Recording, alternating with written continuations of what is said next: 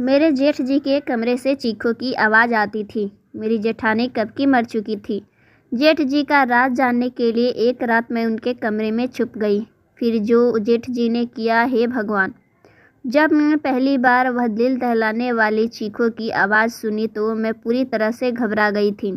मैं गहरी नींद से हड़बड़ाकर उठ के बैठ गई थी और चीखने चिल्लाने की आवाज़ पूरी हवेली में गूंज रही थी। उस समय चारों ओर सन्नाटा था। मेरे कमरे में बहुत अंधेरा था। मैंने हाथ टटोलते हुए साइड पर रखे लैंप को जला दिया। मैंने घड़ी की तरफ देखा तो रात के 1 बज रहे थे और चीख पुकार की आवाज़ में पूरी हवेली गूंज रही थी। मैं हैरान थी कि मेरे बगल में लेटे हुए पति पंकज अभी गहरी नींद में सोए हुए थे। इतने शोर में उन्हें नींद कैसे आ सकती थी? कल ही तो मैं पंकज की दुल्हन बनकर इस घर में आई थी। मेरी शादी बड़ी धूमधाम से पंकज से हुई थी। मैं बहुत अमीर ख़ानदान की बहू थी। मैं भी एक अमीर ख़ानदान से थी। मेरे सास ससुर कब के मर चुके थे। जेठ जी बहुत देख रेख वाले इंसान थे। मैं उनके व्यवहार को अच्छा तरह से जानती थी। मेरी पंकज से लव मैरिज शादी हुई थी। हमने एक दूसरे को शादी के लिए खुद ही पसंद किया था और यहीं से हमारे फ़ोन पर बातें शुरू हो गई थी। हम दोनों ही अमीर ख़ानदान से थे, इसलिए किसी को भी इस रिश्ते पर एतराज़ नहीं हुआ। मेरी शादी की पहली रात थी। उसी रात मैंने हवेली में चीखें सुनी थीं। एक लड़की की चीखों की आवाज़ थी, जैसे वह अपनी मदद के लिए किसी को पुकार रही हो। पहले तो मैंने सोचा कि कमरे से बाहर जाकर देखूं कि आवाज़ यह किसकी है, कौन है जो इस वक्त इस रात को इतना तेज चिल्ला रहा है। लेकिन मैं एक दिन की दुल्हन थी, तो यूं कैसे मुंह उठाए कमरे से बाहर निकल सकती थी। आधे घंटे तक आवाज़ आती रही। उसके बाद शांति सी छा गई। मुझे पंकज की नींद देखकर बड़ी हैरानी हुई थी। वह इतने शोर में कैसे सो सकता था। लेकिन कुछ देर बाद आवाज़ आनी बंद हो गई थी, जैसे कभी शोर हुआ ही ना हो। मैं दोबारा लेट गई और अब मेरी आंखों से नींद कोसों दूर हो चुकी थी। मेरा दिमाग बार बार उस चीखने चिल्लाने वाली लड़की की तरफ जा रहा था। कौन थी वह लड़की और वह ऐसे क्यों चिल्ला रही थी और उसकी आवाज़ पर सब लोग क्यों खामोश थे? वरना एक हलचल सी मच जानी चाहिए थी। फिर मुझे कुछ डर सा महसूस होने लगा था, क्योंकि जहाँ ये हवेली बनी हुई थी वहाँ आसपास केवल जंगल ही थे। गांव तो 3-4 मील दूर था। मैं कुछ दिनों के लिए गांव आई हुई थी, क्योंकि मुझे रहना तो शहर में ही था। शादी से पहले इन लोगों ने कहा था कि शहर में भी इन लोगों का बंगला बहुत खूबसूरत बना हुआ था और हवेली तो इतनी बड़ी थी ही कि न जाने कितने कमरे यहाँ पर बने हुए थे। यहाँ का बगीचा बहुत बड़ा था। मुझे तो इस हवेली में घुसते ही किसी महल के जैसा लगने लगा था। मैंने बस थोड़ी सी नज़र ही डाली थी, लेकिन यहाँ की अमीरी देखकर मेरी आंखें चंधरिया गई थी। मेरा कमरा फूलों से, कैंडलों से सजा हुआ था। मैं खुद पर जितना इतरा रही थी उतना कम था। हम दोनों को देखकर सबकी यही बातें हो रही थी कि दिया बाती की जोड़ी है। मगर आज की रात जो कुछ मैंने सुना था, मेरे दिल काम करना बंद हो गया था। ना जाने कब सोचते सोचते मैं फिर से नींद में खो गई थी। सुबह पंकज प्यारी सी मुस्कान लिए मुझे जगा रहा था। कहने लगा, उठ जाइए मैडम जी, यह दिल्ली नहीं है जो आराम से चादर ओढ़कर सोई हुई हैं। मैं धीरे धीरे आंखें खोली तो वह उठ चुका था। पंकज बिस्तर से उठकर अपने कपड़े निकाल रहा था। मुझसे कहने लगा कि तुम्हारा सामान ड्रेसिंग रूम में पड़ा हुआ है और तुम्हें वही पहनना है। वह मुझसे कहकर बाथरूम में चला गया। मैं बिस्तर से उठकर बैठ गई। पहले तो मुझे ऐसा लगा कि रात वाली बात शायद मेरा कोई वहम था। मैं वही बात सोच सोच के ड्रेसिंग रूम में चली गई, जो मेरे ही कमरे के बगल में था। इतना भारी भरकम जोड़ा देखकर मेरी आंखें फटी की फटी रह गई थी। मैं फ्रेश होने के बाद बहुत ही मुश्किल से उन कपड़ों को पहना था। पंकज कमरे से जा चुका था तो कुछ लड़कियां मुझसे पूछकर कमरे में आ गई और मुझे सिराज पहनाने लगी और तैयार करने लगी। जब मैं सज धज कर बाहर आई तो मेरे जेठ जी सामने कुर्सी पर बैठे हुए थे। उन्होंने मुझे देखा और मुस्कुराने लगे। फिर मेरे पास आए और मुझ पर हजारों के नोट बारिश करने लगे और मेरा स्वागत किया। फिर मुझे बाहर ले गए, जहां गांव की औरतें मुझे देखने के लिए कब से मेरा इंतज़ार कर रही थी। मेरे जेठ जी कहने लगे, यह हमारे घर की नई मालकिन है, पंकज की बीबी। सभी औरतें मुझे नमस्ते करने लगी। थोड़ी देर से ज़्यादा मैं वहां रुक नहीं पाई थी। तेज़ धूप से मेरी हालत ख़राब हो रही थी। जल्दी जल्दी मैं अंदर आ गई और अपने कमरे में एसी ऑन करके बैठ गई। पूरा दिन लगातार लोगों का आना जाना लगा ही रहा।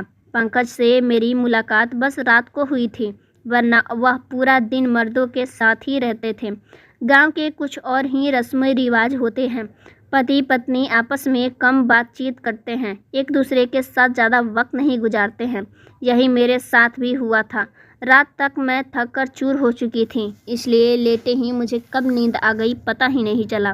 पंकज कमरे में आया तो मुझसे कहने लगा कि गांव के माहौल में तुम परेशान हो गई हो। वह मेरी तरफ प्यार से देखने लगा। फिर मैं आंखें खोली और थोड़ा सा मुस्कुरा दी। मैंने कहा, पंकज बस जल्दी से दिल्ली वापस जाने का सोचो, मुझे ऐसे माहौल की आदत नहीं है। मेरी बात पर ना जाने क्यों पंकज की मुस्कुराहट गायब हो गई थी। फिर वह बेड पर बैठ गया और कहने लगा, अभी तो ऐसा मुमकिन नहीं है, लेकिन मैं कोशिश करूँगा। मैं नींद में होते हुए भी पूरी आंखें खोलकर उसको घूरने लगी। पंकज, मैं गांव में 2 दिन से ज़्यादा नहीं रह सकती, यह बात तुम अच्छी तरह से जानते हो। मुझे घुटन होती है यहाँ के पहनावे से, यहाँ के रहन सहन से। मैं नहीं रह सकती यहाँ पर। मेरी बात सुनकर वह किसी गहरी सोच में चला गया। उसने सिगरेट निकाली और लाइटर से जलाकर पीने लगा। मैं नींद में थी, इसलिए सो गई। रात को फिर से मेरी आंख जोर से खुली थी। वही एक लड़की की चीख पुकार अपने बचाव के लिए मदद मांग रही थी। मैं तुरंत उठकर बैठी और मैंने पंकज को भी जगा दिया। वह मुझे नींद में देखने लगा। मैंने कहा, पंकज, किसी के चिल्लाने की आवाज़ आ रही है। मेरी बात पर पंकज ने नज़रें चुराई और कहने लगा, कैसी आवाज़ है? मुझे यहाँ तो कोई आवाज़ नहीं सुना रही है। उसकी यह बात सुनकर मैं हैरान हो गई थी। यह कैसे मुमकिन था? मुझे तो लड़की के चीखने की आवाज़ आ रही थी, लेकिन पंकज को नहीं आ रही थी। मैंने हैरत से पंकज की तरफ देखा। मैंने कहा कि यह लड़की की आवाज़ है, तुम्हें सुनाई नहीं दे रही है? वह कहने लगा कि नहीं, मुझे कोई आवाज़ सुनाई नहीं दे रही है, मुझे नींद आ रही थी, मुझे परेशान मत करो। यह कहकर वह फिर से सो चुका था और मेरा डर के मारे बुरा हाल था। क्या यह आवाज़ सिर्फ मुझे ही सुनाई दे रही थी? इसका मतलब कोई भूत प्रेत? यह सोचकर तो मैं डर के से काँप रही थी। डर की वजह से मैं पंकज से चिपक के लेट गई। मेरा दिल ज़ोर ज़ोर से धड़क रहा था। अब तो मुझे इस हवेली में एक दिन भी नहीं रुकना था। मुझे तो भूतों से बहुत डर लगता था। अगली सुबह मैं पंकज से शहर जाने की जिद करना शुरू कर दी। मैंने कहा, मुझे वापस दिल्ली जाना है। मुझे डर महसूस हो रहा है। मुझे 2 दिन से यहाँ किसी के चिल्लाने की आवाज़ सुनाई दे रही है, जैसे कोई लड़की मदद के लिए पुकार रही हो। मैं यहाँ नहीं रह सकती। डर की वजह से ऐसा लग रहा था जैसे मैं अभी अभी रो दूँगी। और पंकज मुझे ध्यान से देख रहा था। वह बार बार नज़रें चुरा रहा था। वह मुझसे कहने लगा, वर्षों से इस हवेली में साए हैं। किसी किसी को ऐसी आवाज़ सुनाई देती है जैसे कि तुम्हें दे रही है, लेकिन उन सायों ने कभी किसी को नुकसान नहीं पहुंचाया। मुझे पंकज की किसी भी बात से चैन नहीं मिल रहा था। मुझे बस दिल्ली जाने का इंतज़ार था। सुबह नाश्ते के वक्त मेरे जेठ ने पंकज से पूछा था कि तुम दिल्ली वापस कब जा रहे हो। यह सुनकर पंकज का चाय का कप हाथ में ही रुक गया था, लेकिन मैं दिल ही दिल में खुश हो रही थी कि किसी को तो हमें गांव से दिल्ली भेजने का ख्याल आया। पंकज ने कहा, भाई, जो आपका आदेश हो। पंकज अपने भाई से बहुत डरता था। जेठ जी कहने लगे, आज शाम तक तुम दिल्ली जाने की तैयारी करो, वहाँ के काम देखो जाकर। मैं तो खुशी से मारे खिल उठी थी। मैं जल्दी से चाय ख़त्म की और कुर्सी पीछे करके उठी तो मेरे जेठ जी कहने लगे, बहू, आज तुमने नाश्ता ठीक से क्यों नहीं किया? मैंने कहा, मुझे अपनी और पंकज की पैकिंग भी तो करनी है। शाम तक जाना है तो टाइम तो पैकिंग करने में लग ही जाएगा। मेरी बात सुनकर जेठ जी पंकज को घूरने लगे और कहने लगे कि तुमने बहू को नहीं बताया कि वह अब यहीं पे रहेगी। यह बात मेरे दिल पे लग गई और मैं आश्चर्य से पंकज की तरफ देखी जा रही थी और वह कहने लगा, मैं भूल गया था भाई। मेरे जेठ जी फिर मुझसे कहने लगे, बेटा, तुम अब हमारी इज्जत हो और हमारे घर की औरतें हवेली से बाहर कदम नहीं रखती। तुम यहीं रहोगी। दिल्ली में केवल पंकज ही जाएगा। यह सुनकर तो मैं दंग रह गई थी कि पंकज ने पहले यह बात मुझसे क्यों नहीं बताई। उसने यही कहा था कि कुछ वक्त मुझे गांव में रहना पड़ेगा, फिर वह मुझे लेकर अपने साथ दिल्ली में चला जाएगा। मैं गुस्से की वजह से उठकर अपने कमरे में चली आई। मुझे झूठ बोला गया था। कुछ देर के बाद ही पंकज कमरे में आया और मैं रोने लगी। मैंने कहा, मुझे इस भूत बंगले में नहीं रहना। तुमने मुझसे झूठ कहा था कि हम दिल्ली में रहेंगे। तुम अपने भाई से जाकर बता दो। मेरी बात सुनकर वह मेरे पास आकर बैठा। बहुत ही प्यार से बोला, मैं तुम्हें अभी दिल्ली नहीं ले जा सकता। बस तुम कुछ महीने यहाँ पे रह लो, वैसे ही रहो जैसे यहाँ की औरतें रहती हैं। फिर मैं तुम्हें दिल्ली लेकर जाऊँगा। मैंने कहा, मैं तुम्हारे बिना यहाँ नहीं रह सकती। रात को वक्त वह चीख की आवाज़ मेरी जान निकाल देगी। मुझे बहुत डर लगता है। वह मुझसे कहने लगा, तुम ठीक हो, पर ध्यान दो, वह जो भी है तुम्हें कुछ नहीं करेगा, यह मैं तुमसे वादा करता हूँ। तुम बस कमरा ब्लॉक करके ही रहना और रात को बिल्कुल भी बाहर मत निकलना। पंकज की बातें ने तो मुझे बहुत ज़्यादा डरा दिया था। मैंने कहा, मैं अकेली रात को इस कमरे में नहीं सो सकती। पंकज कुछ देर तक सोचता रहा, फिर कहने लगा कि ठीक है, मैं भाई से कहकर एक नौकरानी का इंतज़ाम करवा दूंगा। वह तुम्हारे साथ रात को इस कमरे में सो जाएगी। लेकिन तुम बस यह कोशिश करना कि भाई को तुमसे कोई शिकायत ना हो। शाम हुआ तो पंकज दिल्ली के लिए निकल चुका था और मैं अकेली रह गई। रात को मेरे साथ एक नौकरानी मेरे कमरे में सोने लगी। वह ज़मीन पर अपना बिस्तर बिछा लिया करती थी और लेट जाती थी। रात को जब वह चीखों की आवाज़ आती तो मेरी आंखें खुल जाती थी। मैंने महसूस किया कि जिस वक्त चीखों की आवाज़ आती थी वह नौकरानी भी करवटें बदलती रहती थी। मुझे यह शक होने लगा था कि शायद यह भी उस आवाज़ को सुन सकती है। कई बार मैंने उस नौकरानी से चीखों के बारे में पूछा तो उसके चेहरे का रंग उड़ जाता था और वह डर जाती थी। फिर ना में सर हिलाने लगती थी और कहने लगी कि मैंने ऐसी कोई आवाज़ नहीं सुनी। मैंने उसके डर से यह अंदाज़ा लगा लिया था कि कहानी कुछ और ही है, इसलिए उसे कहा कि मैं जानती हूँ कि तुम यह आवाज़ सुन सकती हो। मेरी बात सुनकर वह मेरे सामने हाथ जोड़कर कहने लगी कि आप इस बात का जिक्र हवेली में किसी से भी ना करना, वरना बहुत बुरा हो जाएगा। उस नौकरानी की बात सुनकर मुझे जानने की चाहत होने लगी थी कि आखिर मामला क्या है। मैंने यह ठान लिया कि सच्चाई क्या है इसका पता मैं लगाकर ही रहूँगी। रात को चिल्लाने की आवाज़ सुनकर मैं उठकर खड़ी हो गई और दबे पांव अपने कमरे से बाहर निकल आई और धीरे से दरवाज़ा खोली। मुझे वह आवाज़ ऊपर की मंजिल से आ रही थी। मैंने धीरे से चलती हुई ऊपर चढ़ गई। जब मैं उस आवाज़ का पीछा करते हुए आगे बढ़ी तो सामने कमरे को देखकर मेरे होश उड़ गए थे। वह तो मेरे जेठ जी का कमरा था, जहाँ लड़की की चीखने की आवाज़ आ रही थी। मेरे चेहरे का रंग उड़ चुका था। मैं वापस नीचे आ गई थी और अपने कमरे में आकर अपनी बढ़ती दिल की धड़कन पे काबू पाने लगी। राजीव यानी कि मेरा जेठ, वह चीखने की आवाज़ मेरे जेठ के कमरे से आ रही थी। आवाज़ सुनकर मैं यह सोच भी नहीं सकती थी कि वह ऐसा भी कर सकता है। उसकी बीवी भी जिंदा नहीं है, ना ही उन्होंने दूसरी शादी की थी।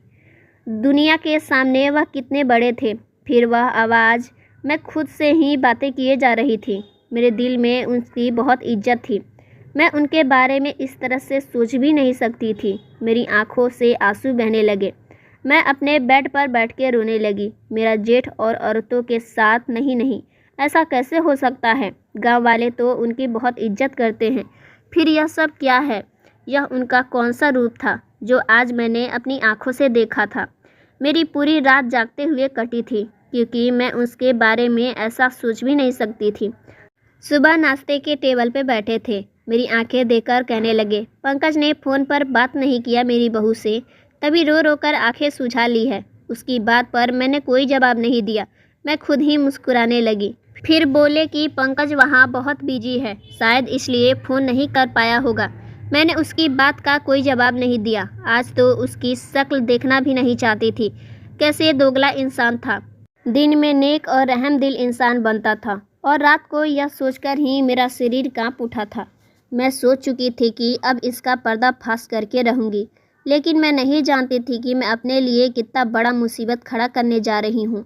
अब मैं वही आवाज़ दोबारा सुनी तो मैं अपने कमरे से बाहर निकली। कमरे से बाहर निकल के देखा तो एक 15 साल की लड़की थी। गांव की लग रही थी।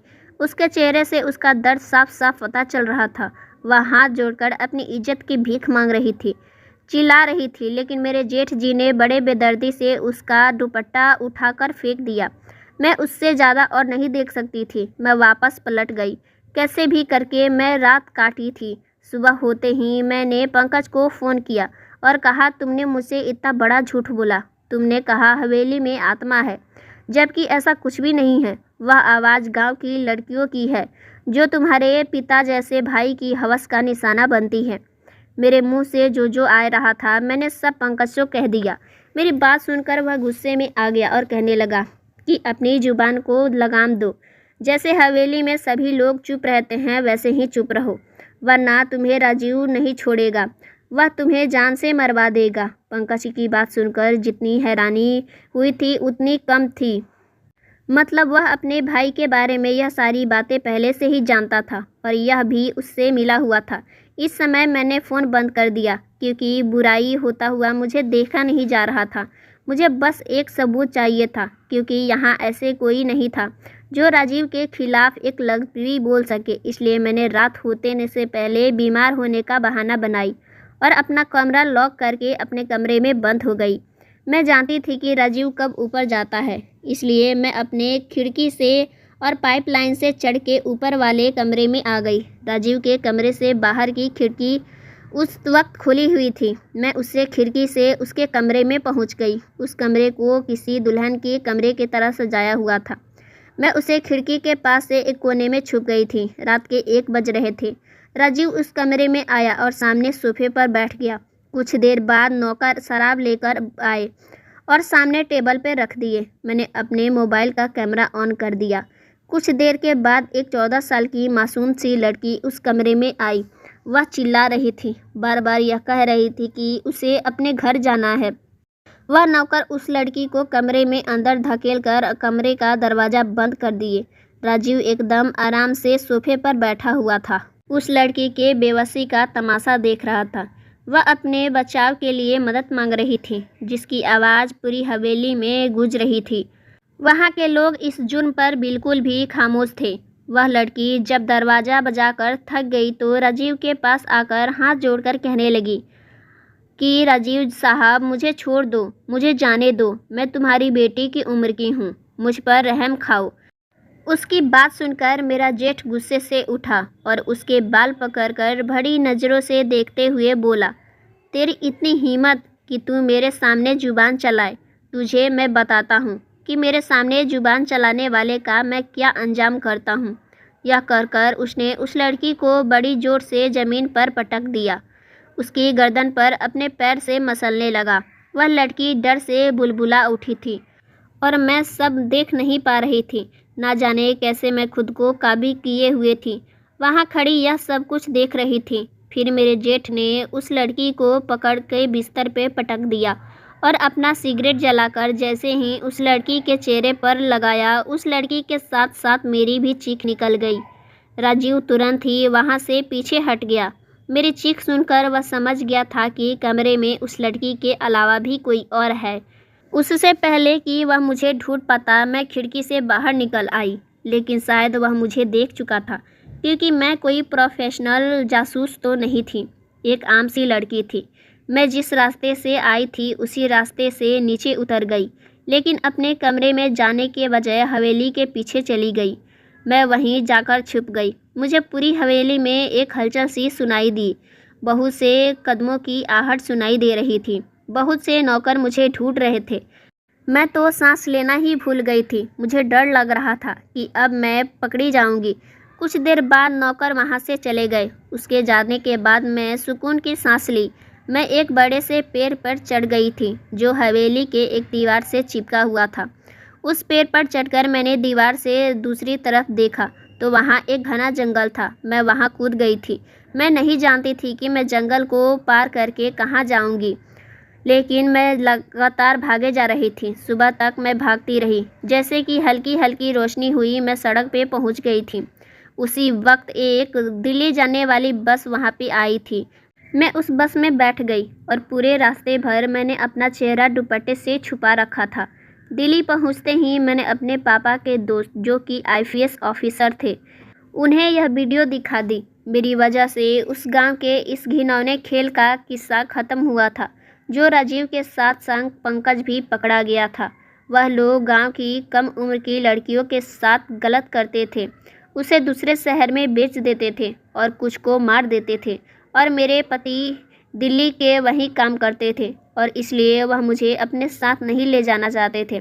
मैंने अब पंकज से तलाक ले लिया था क्योंकि मैं ऐसे इंसान के साथ ज़िंदगी नहीं गुजार सकती थी। मुझे खुशी थी कि मेरी वजह से बहुत सी लड़कियां बच गई थी। दोस्तों, उम्मीद करती हूँ आपको हमारी कहानी पसंद आई होगी। कहानी पसंद आई है तो वीडियो को लाइक करें, चैनल पर नए हैं तो चैनल को सब्सक्राइब करें और हाँ, नोटिफिकेशन बेल को ज़रूर दबाएं ताकि हमारी अगली अपडेट सबसे पहले आपको मिले।